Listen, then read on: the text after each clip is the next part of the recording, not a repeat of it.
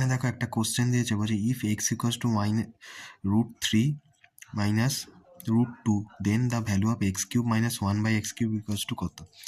X minus 1/x, তার মানে আমাকে ফার্স্টে বার করতে হবে এক্স কিউব মাইনাস 1/x³ আনতে গেলে।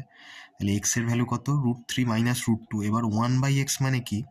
আমার এটা উল্টে যাবে তো, √3 মাইনাস √2, তার মানে আমার কি হবে, এখানে সাইনটা চেঞ্জ হবে। তাহলে আমার কি হলো, √3 মাইনাস √2 মাইনাস √3 প্লাস √2 হয়ে যাবে, যেহেতু উল্টে যাচ্ছে। তাহলে এখানে যদি আমি ব্র্যাকেট তুলে দিই, আমার কি হচ্ছে, -2√2 আসছে। তার মানে x minus 1/x equals to -2√2 এলো। তাহলে এবার আমি উভয় দিকে যদি কিউব করি, তাহলে আমার হচ্ছে কি কে কিউব মাইনাস 3k, তাহলে -2√2 এর হোল কিউব -3 ইন্টু -2√2, তাহলে এটা আমার আসছে -16√2 -6√2 করলে -22√2। এটা আমি কিভাবে আনলাম, কনসেপ্ট কি, এক্স মাইনাস 1/x, সাপোজ যদি আমি কে ধরি, তাহলে এক্স কিউব মাইনাস 1/x³ হবে কে কিউব প্লাস 3k। সেই একই প্রসেসে এখানে করেছি।